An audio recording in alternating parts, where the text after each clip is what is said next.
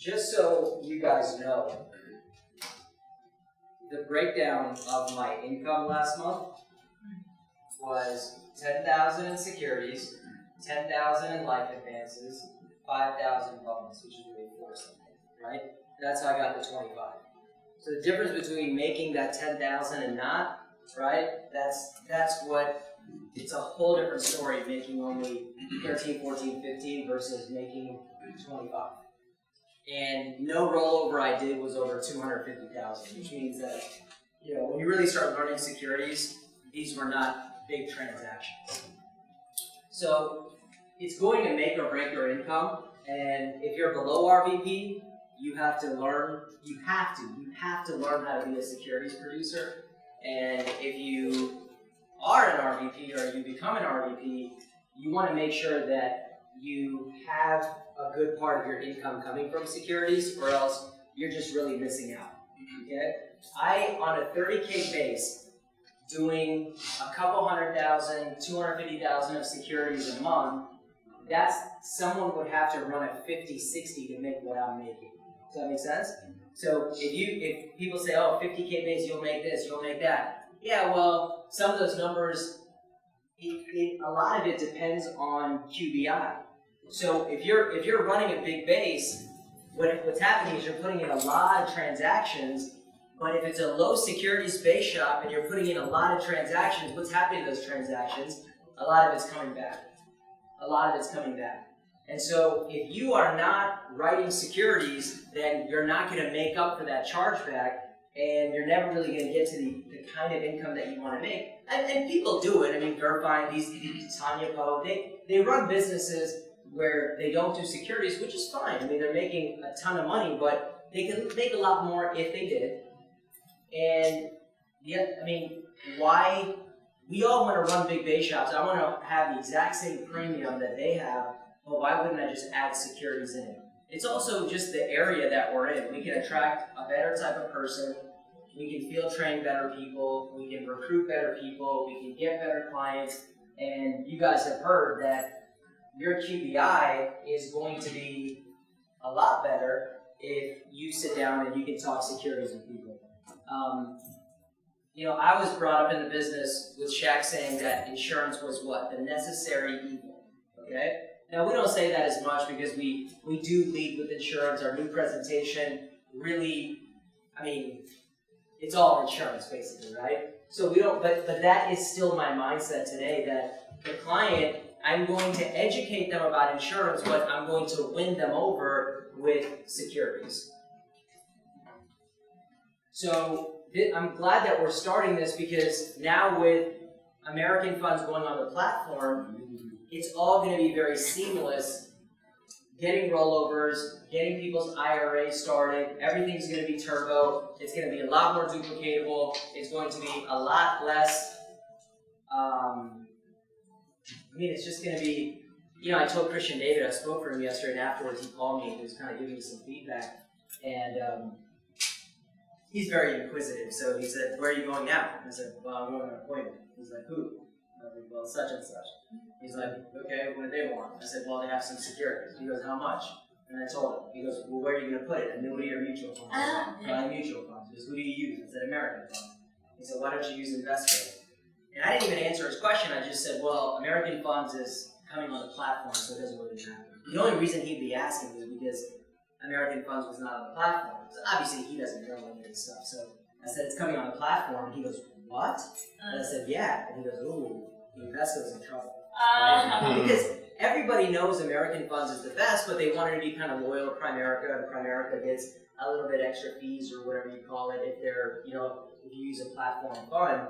And this, everyone's going to do fine, whether they invest or whatever, if you have a good portfolio. But the best that's out there is American funds. And because, we have a leg up now. Because we have a platform fund that we're very well trained on. And he said, why do you like American funds? I said, well, obvious reasons, higher returns, better management, lower risk, but also they have a great story. It's a story that's very easy to sell the client on. When I say sell, it's true, right? They have a great history, they have an unbelievable reputation, their brochures are the best, their literature is the best, and it just really is true, man. Their returns are just unbelievable. I was looking today that my year-to-date return on my personal portfolio, so not my SEP IRA or my Roth or anything, but I have just a brokerage account, individual account, a taxable account, and I was looking at my year-to-date, and it's 19%. Wow. Think about that.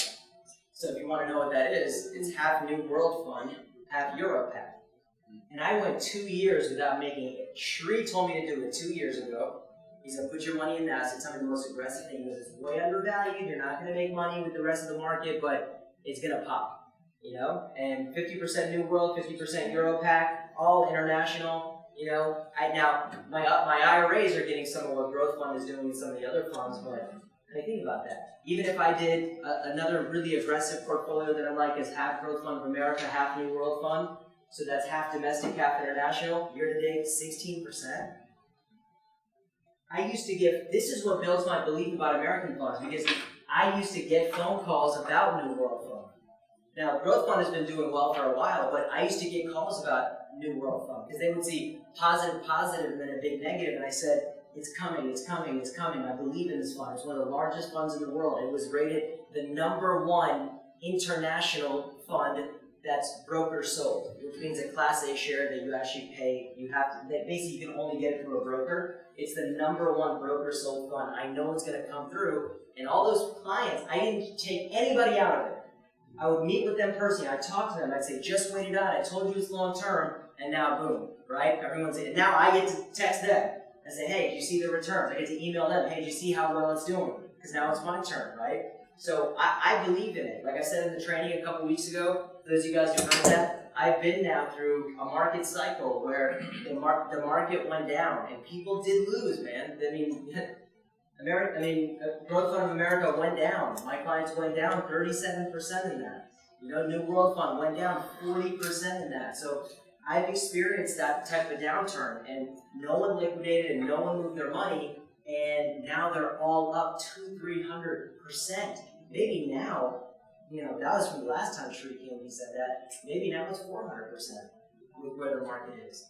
Now you think about the compounding at the beginning of 16, 17. Like at the beginning of 17, Shri was like, oh yeah, you know, the market people that invested at the downtime of the market have made 300%. If the market's up another 16-20% from that, imagine that's 16-20% on the new number. It had already grown 300%. I mean, think about how much money we're freaking making our clients. Like, how often do you can go into your client accounts and you can click on their name and you can view their returns. And there's something called account value history, right? And you can click on that and you can see how much they've made in gains. I mean, someone that's been with me 3, 4, 5 years, for them to make 60, 70, 80, sometimes $100,000. Think about that. Because of my advice, we've made this client 6 figures added to their net worth. It's awesome, man. You can really help people build wealth, but you got to believe in what you're selling. And you can't waver, and they're going to challenge you, and you're going to tell them to be long-term, and, you know, they're going to want to be short-term, and they're always going to want to test you, but if you believe in our funds long-term, you know, the clients are going to win out, and you're going to win out as well, because then they're going to start referring to people and say that you're right, you know? But do we have this up? Are we all good to go? All right, so the first thing, like, what I used to do when I used to have someone pass their securities exam is I would do like a 2-hour sit down with them where I would go through just basics. Yeah, that's not the Google. Oh, that's not the one? Yeah, that's part of the Cool. So if we can go to Google, right? Or we can go to Yahoo Finance. Let's do that.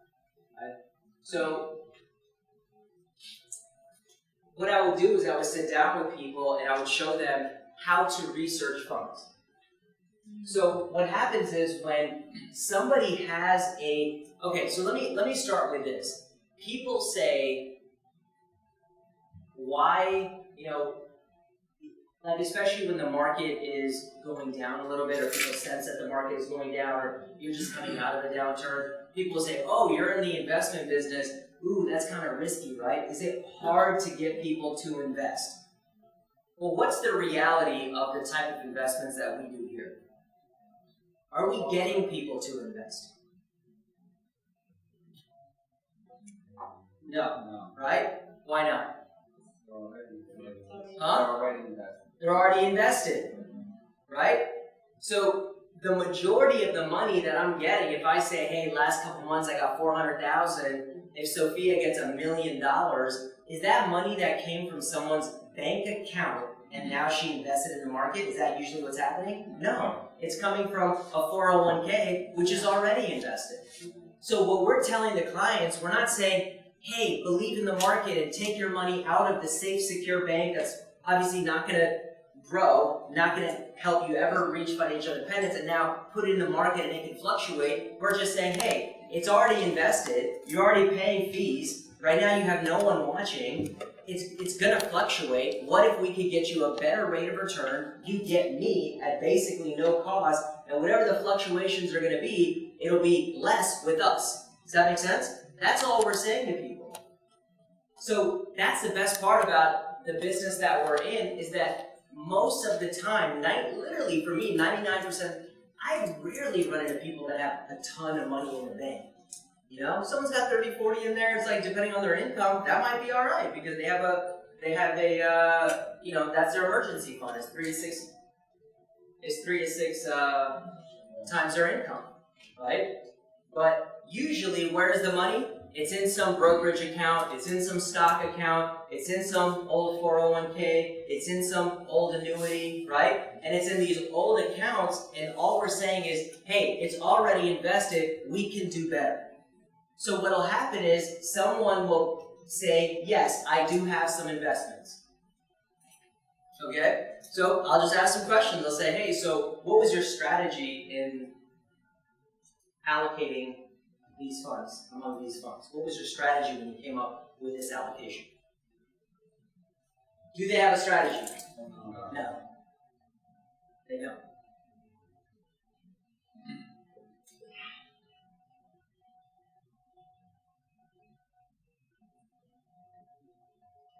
Okay, so you didn't really have a strategy, and I mean, obviously the market, nowadays it's changed what I say a little bit. I say, look, obviously everyone's doing okay because the market itself is going up, but when was the last time you really checked to see how your portfolio was performing against maybe a competing portfolio or other investments that were out there? When was the last time you checked whether your portfolios were up to par? Your returns were up to par with other portfolios? I haven't done that in a while. Okay. Well, let me do this. Do you have some type of statement that shows me where the money's invested? Okay. So this is the thing about financial services and Primerica and everything else is a lot of it will depend on how you got into the home. Okay?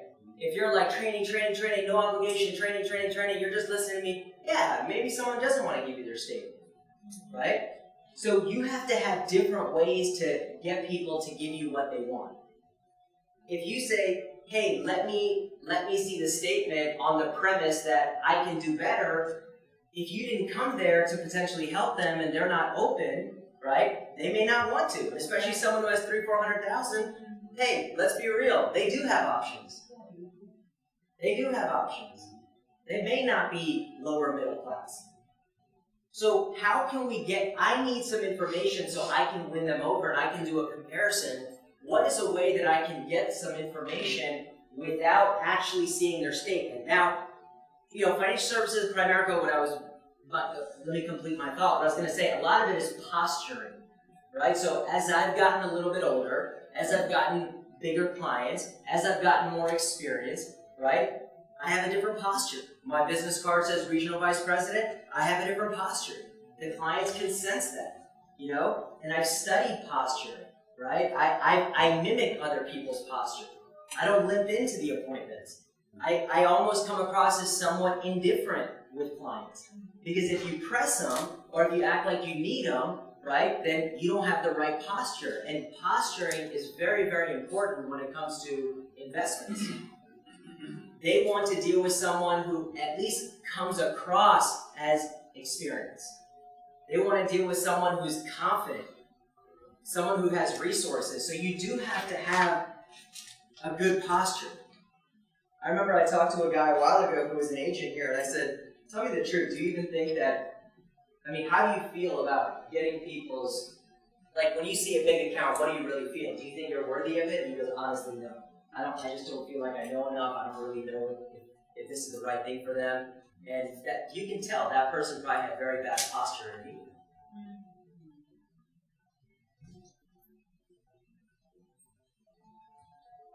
So part of when I talk about, hey, when I believe and they called me and now look at the returns and it's year to date and American Funds is the best and I've been through that. That's to give you the belief because maybe you haven't experienced it. I'm telling you, I've been through it. You need to have that much confidence so that you have the right posture in the meeting, okay? So, I want to do, a lot of times we'll run into people who already have money. Even if it's in a 401k, saying that, hey, it shouldn't be in a 401k because your money, your name's not on it and you have no control and there's limited options and same tax advantages, right? The fact that may not be strong enough. Because especially in the climate that we're in right now, every time they get a statement, the money's going up. So all they know is, hey, I get what you're saying, but it's a big company. Let's be real about what the client's thinking. It's a big company. Booz Allen is not going to go under. And the money's infidelity, right? That money's not going to go under. They haven't changed the fund company for many, many years. And the money's going up. If I switch to you, I don't know, right? So what do we have to do other than just selling them on why it's smarter to go in an IRA? What will we have to do? We'll have to do some type of analysis. Some type of comparison.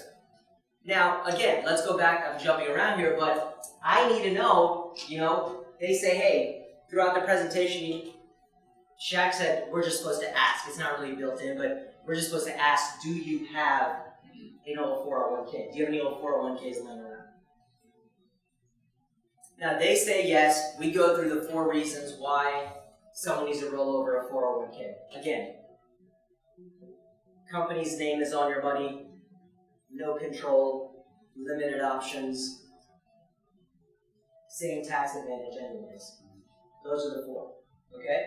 But I want to go one step further, and I want to do some type of analysis, but Shondell set the appointment on the premise that it's just training, and now you want to see numbers, you want to see what I have, and especially in front of this person, how can I get what I want without being invasive? And this is something that I got really good at early on, okay? How could I get what I wanted without asking questions that were invasive?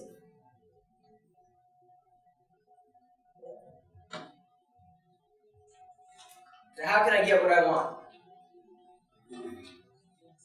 Yeah. You just ask them questions to see if they know anything about what they're doing. And so really what your allocation is or anything. Yeah, but I want to do a comparison, and they may not want to show me a statement. Exactly.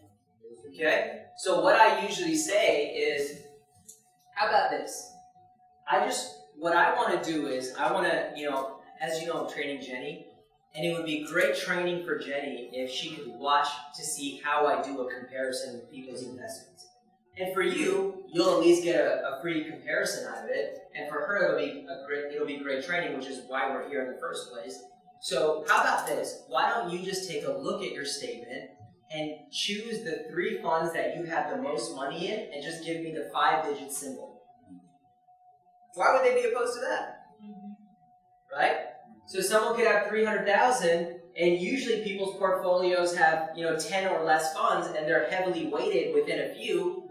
So if they say, okay, fine, there's Contra Fund, there's Fidelity Growth Fund, there's Fidelity Income, right?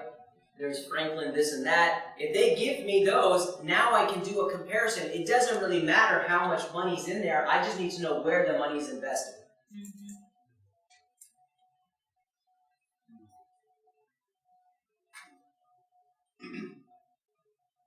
Could you repeat what you said about Jenny using training? Okay, so here's the thing. because Jenny's in training, what I would like to do is I would like to show her how we do an investment analysis and a comparison between different funds. So if I can just get some of your ticker symbols where your money's invested, it'll be great training for her, and of course, it might show you a better option as well. But how about this? If you feel uncomfortable telling me exactly, showing me a statement or how much you have, why don't you just take a look at your statement and then tell me the top 3 investments that you are invested in. You're not telling me the amount. It's a 5-digit code called a ticker symbol, and then me and Jenny can do the analysis.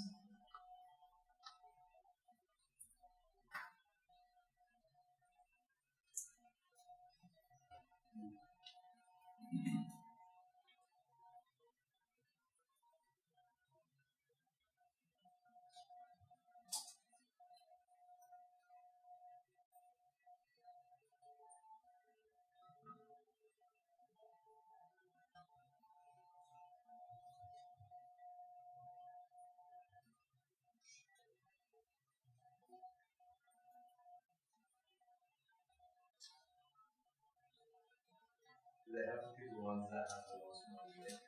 Well, this is why. Okay, that's a good question. Why do I say the ones with the most money? Because that's what's significant, right? If they just read the top 3 funds that they have in their portfolio, and then I break it down, they can say, well, a very small percentage of my money is in those. The other ones may be performing a lot better, and that may be true too. So we want the ones that have the most money in it, so we can introduce them to American funds and potentially find better funds for them. Now, in doing the comparison, what factors do you think are important? So they tell me, let's say, okay, here are my 3 funds. In doing the comparison, what factors, so now, Delonte, you go back to the office, I'm not going to do it right there in front of the client, you just write it down. Now you go back to the office, what are you going to do? What do you think is important here? Their objectives, their ideas, exactly. They want to be aggressive, they want to be... Right. It's not just their objective, but you want to make sure that it's apples to apples.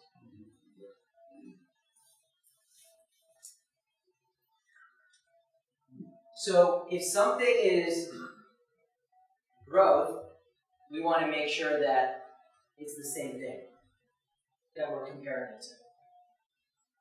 Because that's how you can lose credibility with a client. If they have an income fund and you're like, oh, well, Growth Fund of America did way better than that. Well, those are 2 completely different, like what he said, objectives. Those are 2 completely different types of accounts. Another one is international. Okay? Domestic or international? Domestic is stocks, funds that invest in stocks that are just here in America. And then international is companies that are abroad, obviously. So when doing the comparison, you want to make sure that it's something that's apples to apples.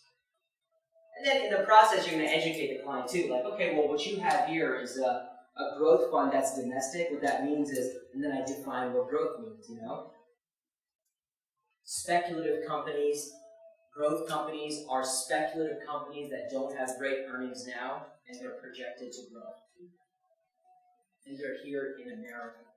So what I did was I showed you the fund that we use, apples to apples. It's called Growth Fund of America. You can see that the 10-year return for you is such and such, and for us it's such and such.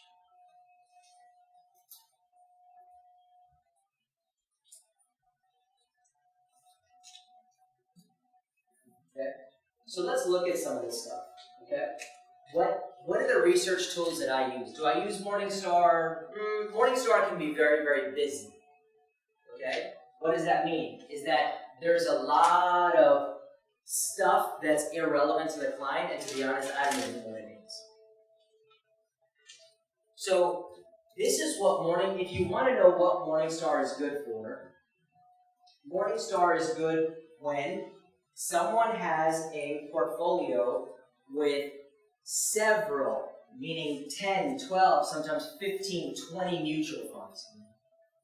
And they're happy with their portfolio, and you want to get a gauge of how that portfolio has been doing, but it's going to be hard to research 20 different funds and then somehow put that whole thing together. But that's the best thing about Morningstar is that it'll put everything it'll compile everything together. So let's say someone has an Edward Jones portfolio. It's got Franklin in it. It's got American in it. It's got Vanguard in it. It's got Fidelity in it. It's got Invesco in it. It's got all these different, and maybe even some individual stocks.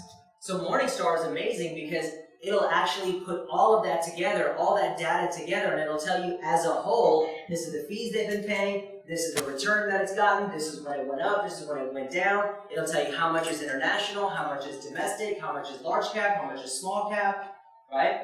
And so that's the only time that I use Morningstar. Other than that, what I'm going to do is I'm going to isolate. If people are a little bit indifferent, like, yeah, show me what you got, okay? I'll say, okay, and I'll isolate 3 or 4 funds from their portfolio, usually 3, and I'll say, look, here, I'll give you an example. These are the 3 funds that you have the most money in. Now, that's saving me work, too. I don't want to do research on all of them. Most people don't care, right? If I can just show them 2 or 3 funds that suck and why mine are better, usually I can win them over like that, okay? So let's look at how we research. So I use Yahoo Finance and I use Google, which will usually bring up Morningstar. And I'll tell you why I go from Google to Morningstar versus just go to Morningstar.com. Right? So here we're in Yahoo Finance.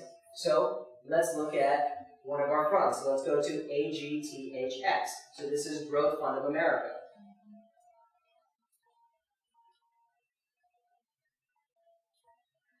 Okay, so let's go down here. So just so you know what you're reading here, go up a little bit. Okay. Just so you know what you're reading here, mutual funds have a share price as well. So stocks have a share price. So if I go to, Apple, right, that has a share price as well. So we know that. We know that stocks have a share price. Mutual funds have a share price too. And when you put in $100, let's say that Growth Fund of America, if we can go back to that real quick. If I put in $100, I'm buying basically 2 shares of Growth Fund of America, but each share has, let's say, 100 different companies inside of it. Just so you know. So you got to know what you're reading. Now, it's less relevant, really. That in my opinion, it's never really been relevant that mutual funds have shares, but it's good to know what you're looking at. Okay, and this is how they gauge how much things go up and how much things go down. So let's look at what some of this stuff says. Okay, so year-to-date return 12. That's probably taking into account the vote. It may or may not be. You have to look at that. Previous close, year-to-date return, expense ratio. Right, so this is a good summary. It's 0.66. I stay away from these. Morningstar has a weird rating system: 4-star, 5-star. I mean, this is such an amazing fund, and for it to only be 3-star, a lot of people say just don't even pay attention to that at all. Yeah. Okay. Holdings turnover. So, why is this? Again, 1 out of 100 times this will actually be relevant to you. Do you know what that means? Yeah. So let's say that there is 100 stocks in the portfolio. 31% of the stocks, on average, are being bought and sold. Why is that important? It's usually not, except when you're in a taxable individual brokerage account. That's what creates a capital gain. So what people like about, let's say, ETFs, which is, there is an aspect to that as far as the taxation that you can't argue with, which is when we go from one fund to the other, or even within the fund, there's no buying and selling, they're exchanged, okay? So because they're not being bought and sold, there's never any taxable consequence. There's no taxes that are triggered because it's not being sold. Whereas in a regular mutual fund like this, if I have 100 stocks, and on average, the managers are trading about 30% in there, 30 out of the 100 in there. That creates a taxable event, okay? So sometimes what people are looking for is tax efficiency within their funds. So what we look for then is we look for low portfolio turnover. Again, when is this going to matter? Not usually. When some smart ass tries to ask you a question, the taxes. Well, we look for tax efficient mutual funds for you. Boom, done. We look for tax efficient mutual funds with low portfolio turnover. What do you consider tax efficient? I don't even know. I mean, 15% is sometimes what I hear, but it's like, I just say that usually that's good enough. American Funds Newsletter yesterday had that article on tax efficiency within managed funds. It was really good. There you go. So they send They stuff send out. that stuff out all the time. They send great stuff out. Yeah. They send great stuff out. And now they're starting to send out videos. You don't even have to read it. They just send out a video and you watch the video.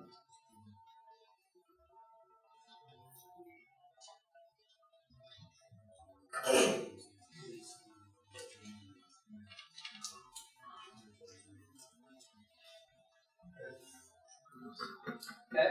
Here's another thing that, like Josh will call me and will ask me questions because he's studying securities. Beta. Okay. This is the best way to explain beta. Let's say that you have the Dow, right, or the S&P. This is an index for American economy. So, I'm sorry. If as this goes up and down, right, as this index goes up and down, the U.S. economy goes up and down, which is why they created the index, right? So, people now created investments like the S&P 500 where you can invest in. Now, this is what this means, that if the S&P 500, let's say, fluctuated in this manner in the past several years, this is how I explain it to a client. If you have a beta of 0.5, it means that when the market goes up, your investment went up only half as much, and it only went down half as much. So it's actually 50% less volatility is what a 0.5 beta means. So the beta is when you are comparing the volatility of a fund to its corresponding index. Corresponding index. So for Growth Fund of America, because it's a domestic fund, I'm not going to compare it to, or let's say New World Fund is an international fund, I'm not going to compare it to the S&P 500. They're going to go against the MSCI, or whatever it's called, which is the international index, right? So the corresponding index. Now, let's say that the beta, which sometimes is the case, let's say you have like a biotech fund or something like that, the beta might be 1.5. So now, if the market went up like this, your fund is going 50% higher, but it's also going 50% lower. So it's 50% more volatility. You got me? Right? If it's 0.7, it's 30% less volatility. It's 1.3, it's 30% more volatility. Now, what does that say, Shay? If this is saying 0.99, which is basically 1, what is that saying about the beta of this one? It's basically tracking the market exactly. Okay? Now, you have to know how to present data. Is that attractive to someone if they're getting the exact same volatility as the market? No, they still talk about it. Okay? Now, if I'm beating the market and then I'm at 0.7, now I have something. I can say, hey, by the way, we're getting you a higher rate of return. You have 30% less volatility with us. Now that's something to talk about. Maybe I look at a fund and mine has done 12, theirs has done 8. Okay? And then they're at 1.2. I say, hey, by the way, Mr. and Mrs. Client, you guys have a lower rate of return, and at the same time, you're taking 20% more risk. Just want to show you what that meant.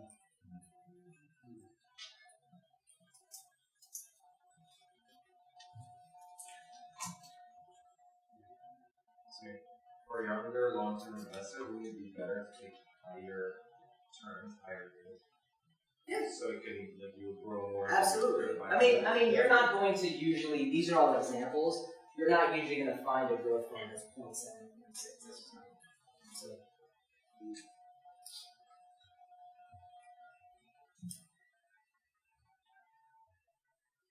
Okay. Let's go up. Just let's see this bar up here. Oh, actually, go down real quick. So this is the summary tab on Yahoo Finance. Let's see what else the summary says. Looks like it changes a little bit. It doesn't say the same stuff. Okay. So let's go down just a little bit. Now let's go to profile. Let's see what all these different ones say. So you always want to pay attention to one here. Now look at. Go up a little bit.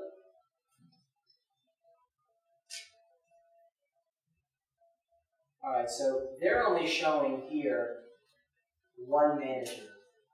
There's some. I don't know if it might be Morningstar, which actually will show all the managers, because that's what we want to show the client, is that we have more managers than other companies, but Yahoo may not be showing it. I know there is one that does show that. Either way. The style box.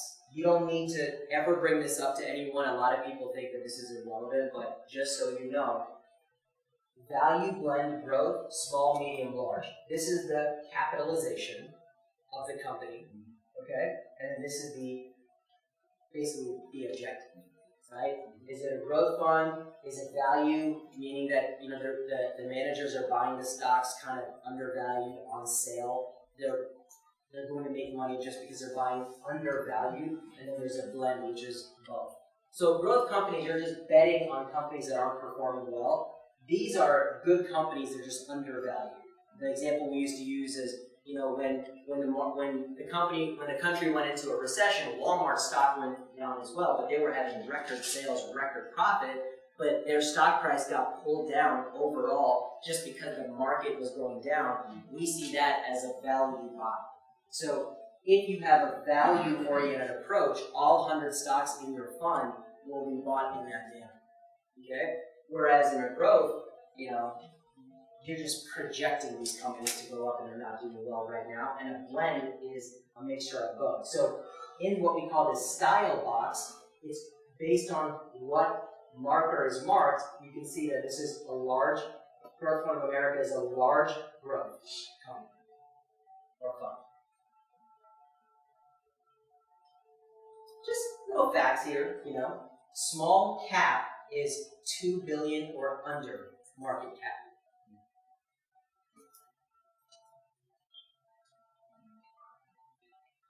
Medium is between 2 and 10 billion. Large cap is over 10 billion.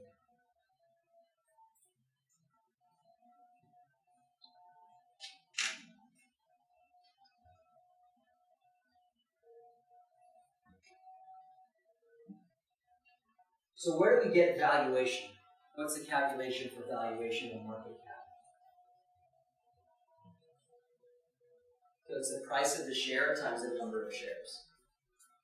And that's your market capitalization. Number of shares times price of shares.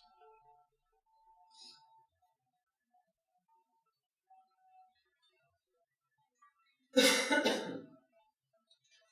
go down a little bit, see what else is here. So in the summary, you see, down here, max front-end sales load, we already know that it's 5.75. We see the annual expense ratio is 0.66. So the 12B1 fee, 0.24, is inside of this 0.66. This is the distribution charge. Isn't that what they call that, marketing and distribution? That's a 12B1 fee. And then it's assumed that the rest of that is going to American funds to pay the managers. You can see here that the category average is 1.13. So our expenses are about half of the category average. So is there ever an additional charge on the F class versus an A class?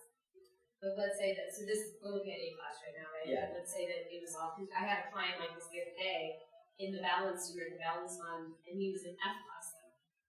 So the expense ratio is a little bit bigger, and when I saw the max 12 monthly, I assumed, and I misspoke, but I assumed that was outside of the expense ratio. No, You're it's saying not. that it's within. It's within. So it's not an additional fee, but with an F class though, I think the expense ratio was higher. Do you find that, or are they getting any sort of additional fees when it is F class? I think F class is designed for, it doesn't have a front end load. Okay. And it's designed for people to, basically advisors to charge their wrap fee on top of it. They can choose not to. They can choose not to, yeah, but also it probably has a higher fee. But if you have over $1 million, you're not going to pay anything on an A class anyway. So then he's just getting an additional, Yeah, if that's his way of making more money. Yeah, sure. I was telling someone that the other day because they were like, yeah, we know this guy, he left his job, he has $1 million in TSP, and I was showing them how kind of don't even get paid on that. So I can see that as a different advisor if we figure out a way to make money, because now that I've had a book of business for a long time, we do deserve to get paid. Clients are sometimes high maintenance. So it's a great selling point to them to say, oh, you're getting in for free, but then it's like, I gotta do all this maintenance on an account and I'm not getting paid on it. So, hey, then they gotta pay another 0.5% or whatever so I can get paid. I agree with that now. I do agree with that. And the bigger clients sometimes will challenge you on that, so you don't want to get too much into, oh, we're not making anything, we're not charging anything, because they want someone that's financially vested in watching their money. Okay, let's go up.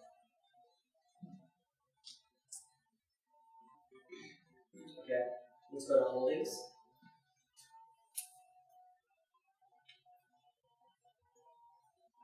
So as you growth fund of America is mostly stocks, shouldn't have many bonds or cash or anything in it. Let's go down. Right. You can see the weighted average of the different sectors, what percent are up in all the different sectors. You can see it's heavy in tech, 26% in tech, right? Healthcare, 13%. These sectors are doing well right now. Financial services doing great. Okay, let's go down. See if there's anything else. And then mutual funds are not going to disclose all of their holdings, but they are required to disclose their top 10. So some people say, well, can I see the list of all the stocks? No, they're not required to disclose them, okay? But they are required to disclose the top 10. So, you can see Google in here, right? You can see Facebook, Alphabet is Google. So that, Facebook, Amazon, Netflix, Microsoft, United Healthcare, Home Depot, all doing very well. Lady called me the other day, she said, shouldn't I be investing in, she literally knows nothing about anything, someone told her. She goes, shouldn't I be investing in Apple and Coca-Cola? And I go, you are. And she goes, I am? I said, absolutely you are. And she's like, oh, because she is. Right? Because there's no way that's not in her portfolio, so she is investing. Okay, let's go all the way up. Let's go to performance. So this is what I like about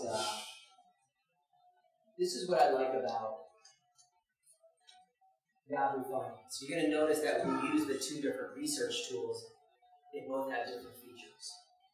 Okay? So the 5-year return, because it's going to be very clean, right, is about 16%. So if you've had your money in there for 5 years, 16. So do a rule of 72, do 72 divided by 16. I'm just curious what that is. 4? Is it 4? Yeah, 72 divided by 16. 4.5, right? So that means that your money doubled in the last 5 years. So in 2000, let's say 12, whoever invested with me in 2012, now their money's doubled. Wow. It's pretty cool, right? If they had their money in growth fund. This is pretty cool. Number of years up, number of years down. So out of 43 years, 7 out of 43 were down. As a percentage, what's that? 1 out of every 6? Right? 1 out of every 6 years is a down year. Just like what we say in the ICA on average. Best return, 34. Worst return, 39 for 1 year. The 3-year average, right, of course, is just negative.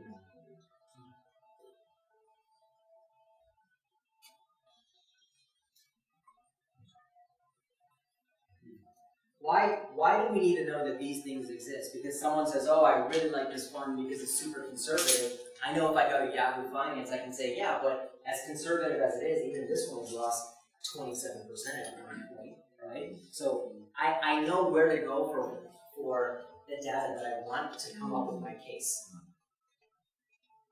Now again, when it's not going to help me, I'm not always bringing things up, right? But when it does help me, I am going to talk about it.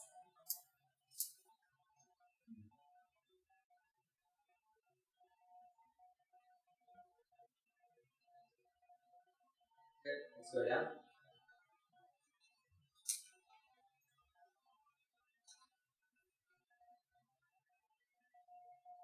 You can see it's being most of the category. Let's go down here. This is what I love.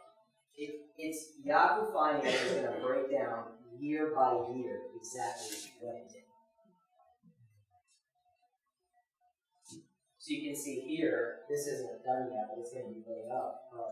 In the last 1, 2, 3, 4, 5, 6 years. Right? So out of 7 years, once it went down, 2 years, go up. Can you even make it a little bit smaller so you can see like more than one? Okay. Yeah, so this looks pretty good. And let's go up. So you can do a breakdown of every single year. Sometimes as a picture, it looks good at a time, right? As just a like more green, less red. Remind me to show you balance from that, so we can take a look at that. Okay, let's go all the way up. Let's go to risk. We already saw beta on the summary page, but we can go here as well. We can go risk statistics. Let's go down. Beta. So if you didn't know where to find beta on the first page, you can find it here. Samir, you said you don't do this with the client advocacy, but then you come back to the office and do that with the trainee. And then when you go back to the clinic, you pull data from. I'll print it out. What's wrong? Yeah, I'll print it out. It's a good question. Because what's the point of looking at it? But yeah. So just so they know, I'm saying, look, I used all third party here. This is not really good to do it from your laptop. Now I've gotten to the point where if I have the time and I know that they're open to it, I'll say, hey, can you bring your laptop? Let me show you something. And I have most of these numbers memorized. I know what New World is at, I know what Growth Fund is at, I know what EuroPac is at, I know what Capital Income Builder is at, I know what Income Fund America is at. I know it. So once I see their thing, I'll usually go into my cell phone and I'll say, okay, where are we at? Oh, I haven't beaten everything. Then I'll go over to this and I'll say, hey, can I see your laptop? I'll take them to Yahoo Finance and I can be like, boom, boom, boom, boom. Usually it's not. Right? So when you get good, you get real good. I just need to be on more appointments and then we'll start flowing in more. It really becomes a joke if you learn how to use your research tools.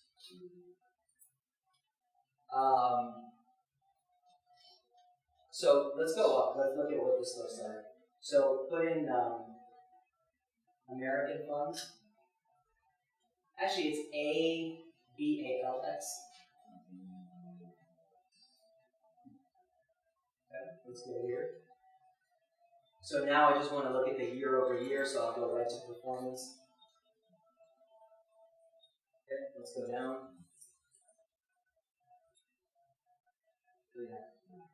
Okay, so from here to here, look at that. Alright, so you can show the line. Okay. Hey, let me show you this. If you got all of this, can you handle, look at this, you can barely move, right? And then there's a -1, let's go up. A -6. Right, there's one big one, but other than that, -1, -6, last 20, 27 years. Let's go up all the way. Let's see what it says. Balance fund. So here we go. So 38 years up, 3 years down. That's got to be the best one. American balance fund. Yeah. So I just had a question. It says best year and worst year of It's the same. How come it's the same thing?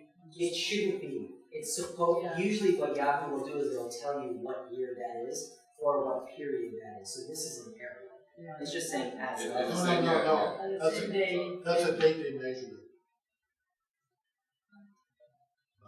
That was as of June 29th. That is as of. Maybe when you go to the right a little bit, because okay. So anytime I've ever used this, it'll tell me what year they're talking about. Right. So I understand why they put that there, but that's an error. They should be putting the year they're actually supposed to.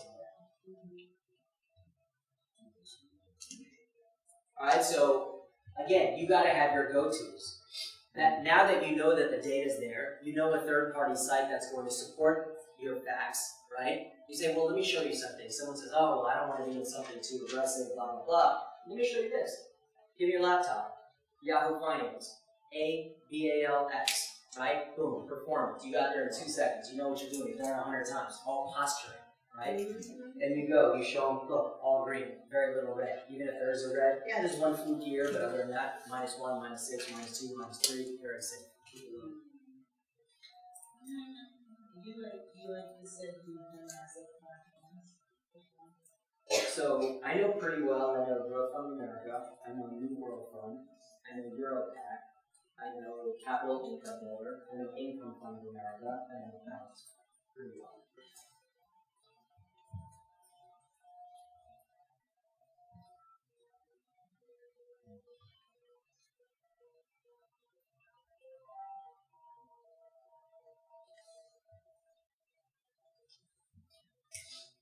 Now, let's go back up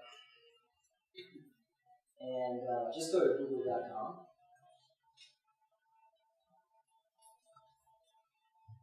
Alright, so right in Google, I don't even have to be in Google Finance. I can just go right in Google. I can say AGTHX.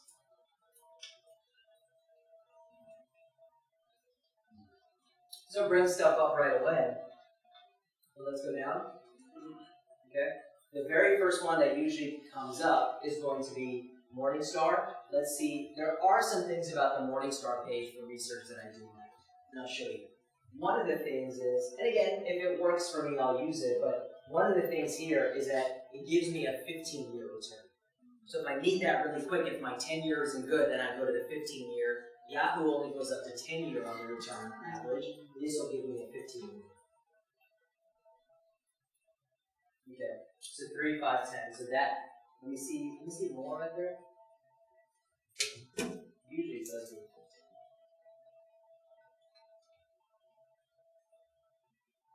Go down. There we go. Okay, so again, maybe I need that. You're like, trailing on the 10 with them in the comparison. Hey, but we're looking long term. Hey, if it helps me, I say, let me see your computer real quick. Now I go to Google Finance, or I go to Google, and I go to Morningstar. For some reason, sometimes when you go to Morningstar.com and you put it in, it's more difficult to get to these. I don't know why. It's easier to get there from Google, and you can navigate a lot easier to find what you're looking for. So you can see here, 15-year return is about 10%, which is what it looks better than 7. Why do most 10-year returns suffer? 2008 is still in. Okay. 2008. So right now it's from 08, right, to 2017. As soon as we hit 18, that year is going to drop off. All the returns are going to be away.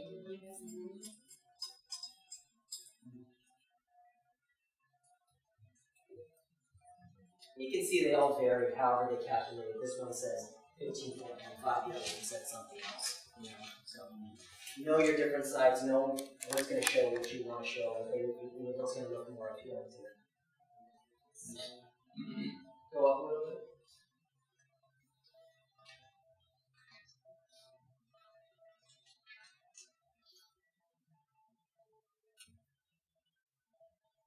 Go to chart.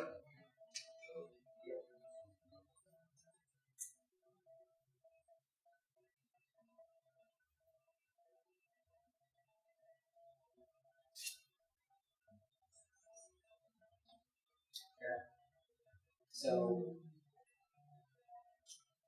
you know, you can put, we can't really read it, so this is kind of distorted, but you can compare it to a fund, right? So if I put something in there, so let's say ABALX.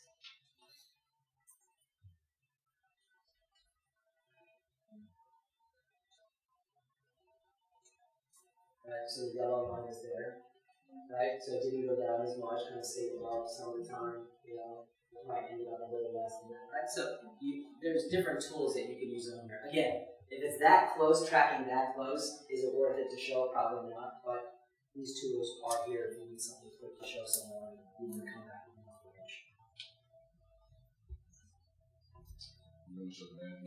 Yes, I was going to say that. You can go here. So let's see if it is.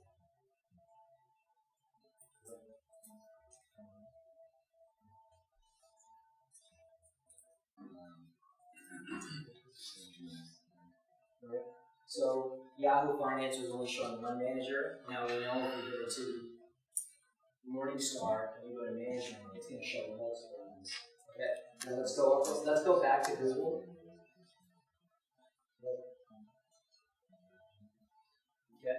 Just put in Fidelity Contra Line.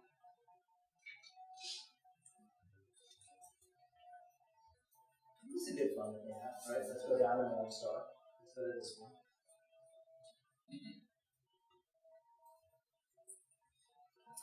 Now let's go here to management.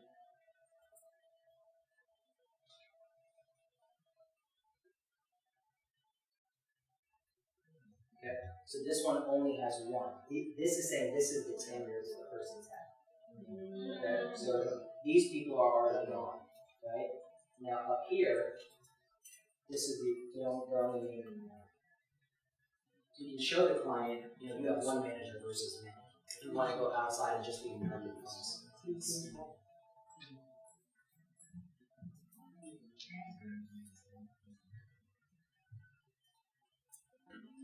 It's been about an hour. I mean, I can maybe do something.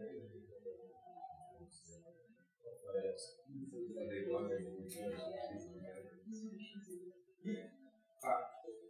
So we know a little bit about research, we know a little bit about analysis, we know a little bit about questions to ask, we know a little bit about how to get someone to give you some information without being invasive, right, in specific portfolios. Now let's go through some of the go-to funds. So I've emailed this to him, I'm sure.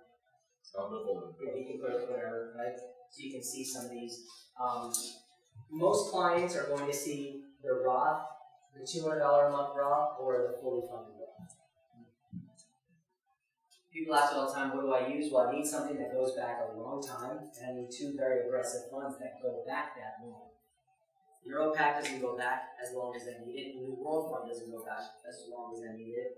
Capital World Growth and Income doesn't go back as long as I need it. Fundamental Invest or New Perspective does. Okay, so you have New Perspective, Growth Fund of America. They go back a really long time, and, since 1973. And you can see someone investing $200 a month, $250,000 after 18 years. If we go another 18, 19 years, which is about 30, 40 years. You can see $200 a month can be $2 million. So now, what I told people is that instead of going back, actually that's more than 40 years, right? 27 to 16. Is it 43? Right? Okay. So now, if I'm going to, if I sit with a 40-year-old and they say I want to retire by 65, instead of doing a 25-year hypothetical, I go all the way back. And then what I do is I say, okay, so 1973, this one started here. 25 years later, now we're in 2008, 9. Okay, you can see that's right at the crash, but you're about 120.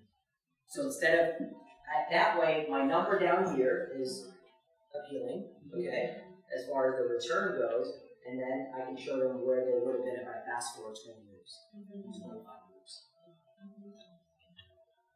Have you ever had people ask you, well, I just want to see the most recent 15 years or the most recent 10 years? No, I say I can show you that, but there's when you take the smaller the snapshot, the more chances that it could be different. 15 years over 15 years, 10 years over 10 years. But I like to look at a long time horizon. But no, you can show them that as well. Is there a reason why you want to see the most recent? Probably can. Because what I want them to say is, well, this one is different, and then that can lead into another conversation. That's what.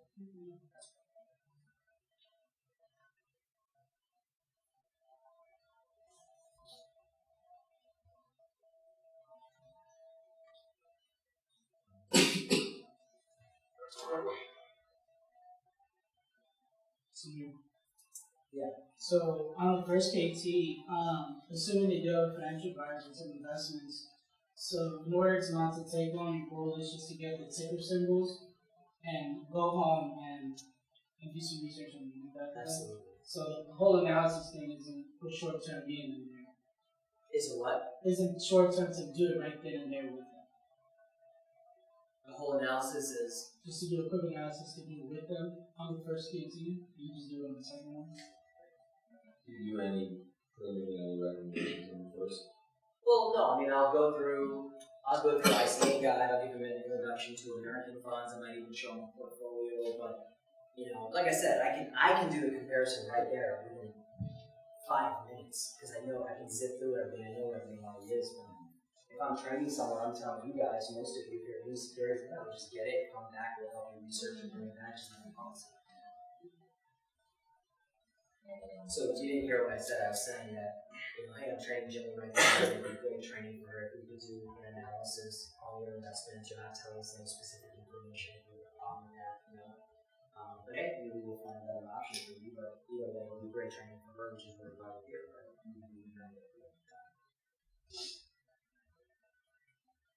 So there's a zero. I'm sorry.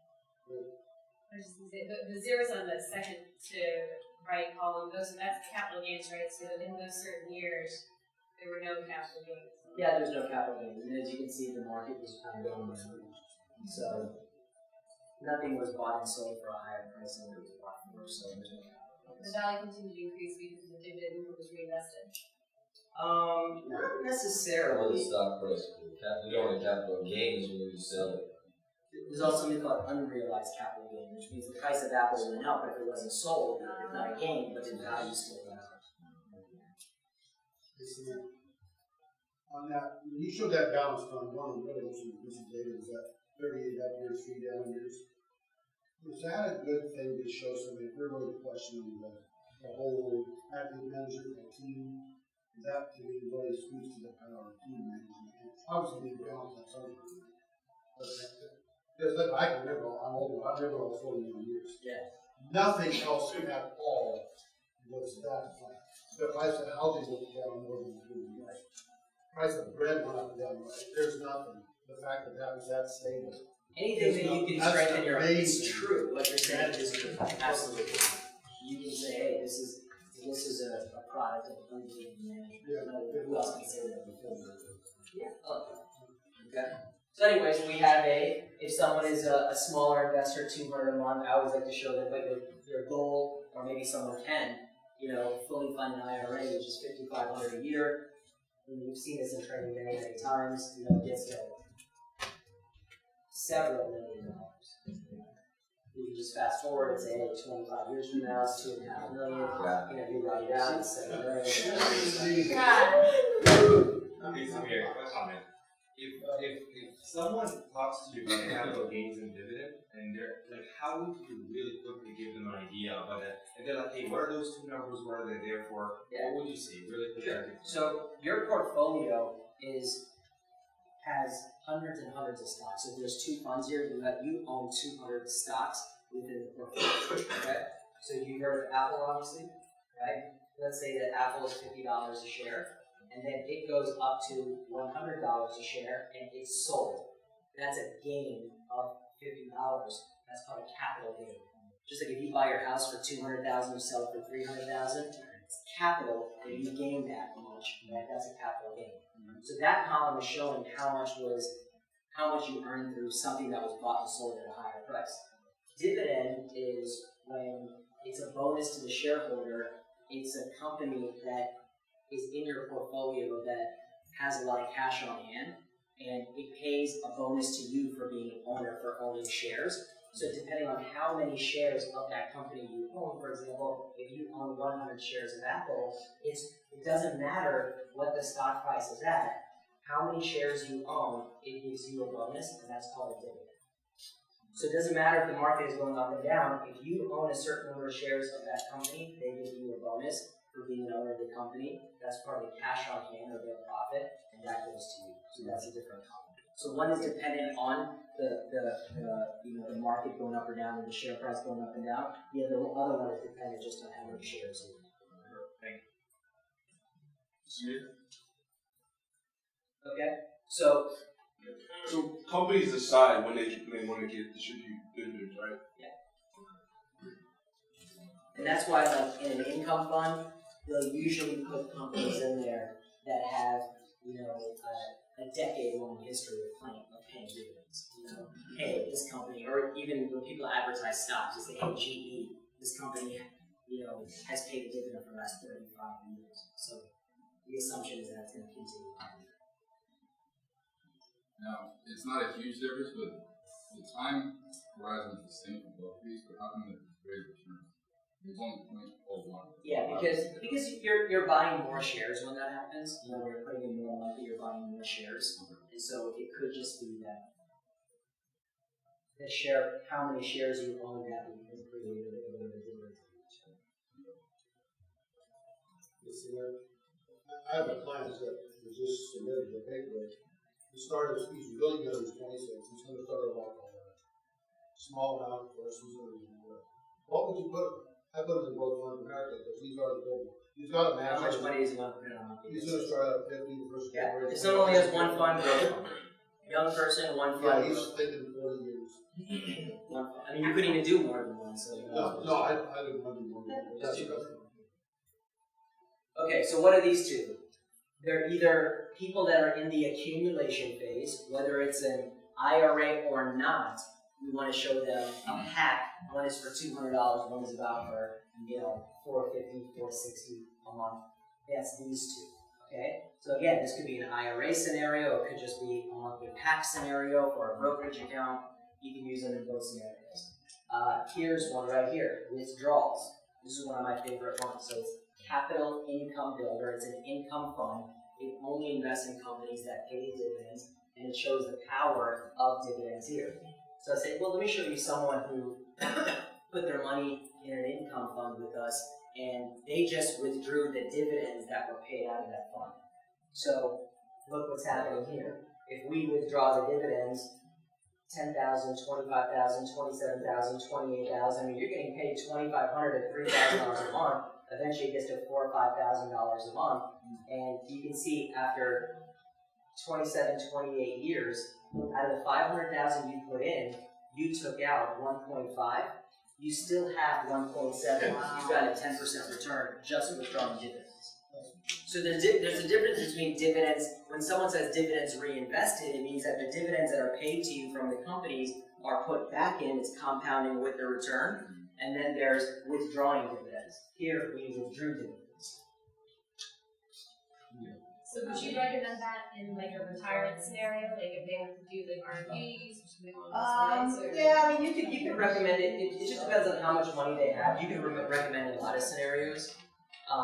Usually, I'm not going to. If someone just needs, if they say, "Hey, give me income off of my investment," It's called sweeping the dividends. But if someone is in retirement and they need a fixed income, then I'm going to do a percentage of the money.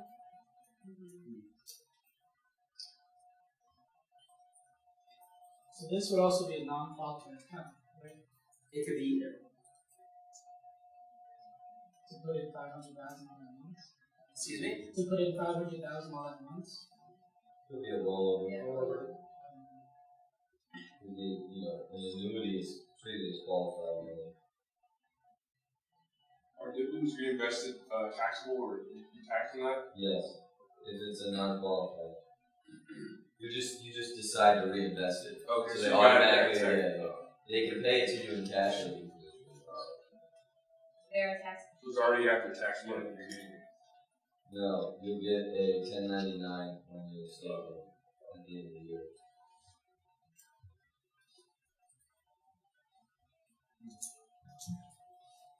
So we have dividend, sweeping of dividends, power of income, right? Then we have this one here. Let's go to this. 250,000 invested in the income portfolio. High income trust, capital income builder, income fund of America, U.S. government securities, and Washington Mutual. Okay, so this is shown here. Go down a little bit, let me make sure. Yeah, okay, so this one shows it's a very conservative portfolio. Client invests $250 in 1988. They invest 200, and I went back longest comment, okay? They put in 250 for exactly 15 years. You can see they went to about 1.2 million. From there, we started to get a withdrawal. I forgot what percent I put in there, maybe 5%, right? So, look at the income. Right? You put in 250, you withdrew 1.1, you still have $1 million, that's a 9%.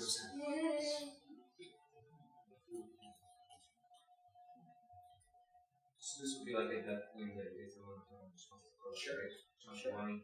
Could be many different scenarios. Yeah, I've heard of This is a good one for, okay, I'm 50, I'm retiring at 65, I have this rolling over. Oh, I have the perfect thing for you. I just did this for something. Right? So it adds to it. I want to ask you about the last one, about the one with the dividend income. Who would you do that with? So I just said when he asked, I said that if someone says, I have this amount of money, I just want to make money off of it. How do you determine what they actually get? If I put you in income funds, you'll get the dividend income, which doesn't matter. No, it doesn't matter the fluctuations in the market. The dividends will be consistent because it's based on how many shares you own. Samir, what would like kind of the second part of that conversation be? So you're talking about posture, so it's like you're on that meeting, you want to give them a little something. Like, oh, you know, you're in this scenario, I just did this scenario, you show them, hey, do you do something different with them the next time you get back together? Again, just kind of dating back and doing that. But let me just make sure that, you know, like I'm pulling together the program that's just right for you, or do you just kind of give them? I mean, no, sometimes I say I'm gonna. This is just something that I did for someone. What I want to do is I want to come back with some. This is what I always say: something with your name on it that's specific to you. So, just for the purposes of, I always say, so just for the purpose of creating this, what number would you like for me to put here for you? Right? So I want to come back with something with your name on it, something that's customized for you. But just for the purposes of giving you an example, right? What is the number that you want, if we can go back up, what is the number that you want me to put up here for you? So for this particular client, she had 250, what would you like me to put here for you? And would you do it right there at the kitchen table? Yeah. When you do the high Yeah. Okay. So again, I've gotten good at this, asking without asking. Right? What number you want me to put? So they can say, well, you can just put 100. Now I know it's not 100. It could be a lot more. It could be, you know, it's usually not less. They don't say anything. But if they say, well, what's in there is 350, I just got down and I'm not happy. Right? So I'll come back with that. Now, is there?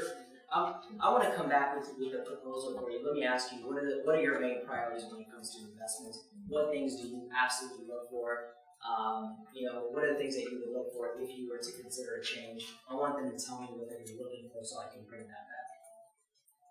Now, do they know what to say, or do you give them like 3, 4, 5 examples of like? You know, No, I just ask them. I want to know. Sometimes in other parts of the presentation, I may, like if they're fighting me on something, then I'm going to say, what are your priorities? Usually people say such, such, such. Isn't that true? And I give them the priorities.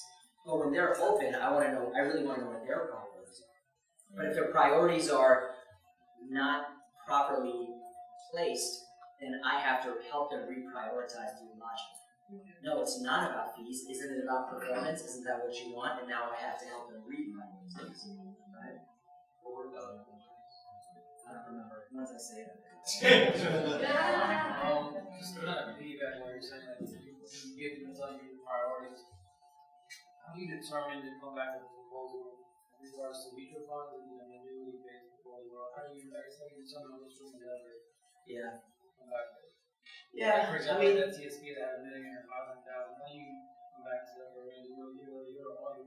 You know what really it is to me? It's risk tolerance. It's risk tolerance. Because I'll just be real with you. I mean, someone who has a very healthy risk tolerance, like I could probably think of my 2-3 biggest clients in mutual funds, they wouldn't even entertain the word of it.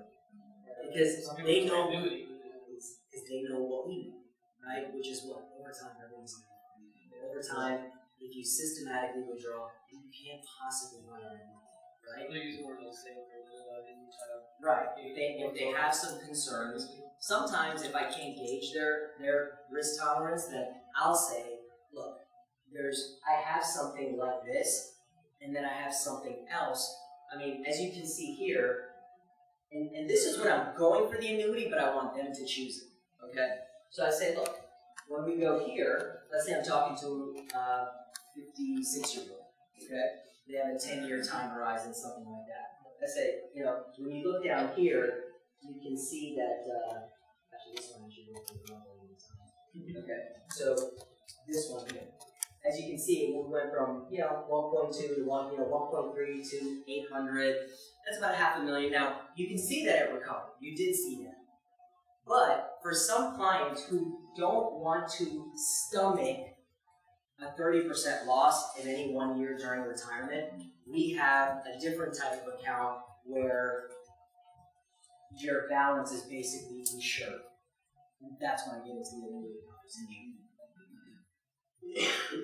So someone's like, no, that's fine. They're like, oh, tell me more about that.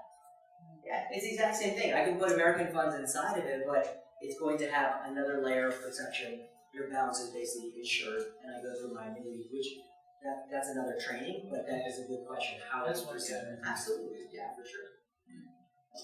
Without any withdrawal, all those kind of how much you bring up in there, and later on, till whatever your life, whatever your generation, your children, whatever. Can we have to see how much money will difference though? Because you show us how much you draw, withdraw money, whatever. Still, how much you withdraw, and plus you have leftover. Without any withdrawal, how much is the same kind of how much money? Yeah, you can do that. I didn't understand anything until the last couple sentences, but now I see what you're saying. You're saying if there was no withdrawal, what would it grow to? Yeah. So if you don't want to know, well, no, I can't do it right now, but yes, there is a way for us to do Put me as your beneficiary. No, not you. You are needing me. I think he knows all the dividend taxes. It's all Yes. his own freaking account. You're getting a lot of Yeah, money. and it's actually the end of the year. You can do it. That's not a real client. That's his own client. Trust me, you get taxed on it.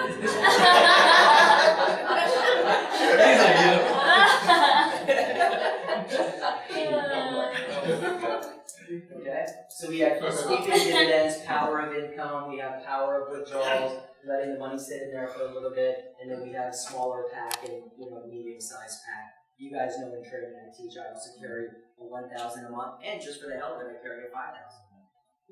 Same with the doctors. I think most doctors, if you got a lot of money somewhere in your income bracket, $5,000 a month, you can see after 10 years it'll get $2 million. Alright, Samir, a round of applause.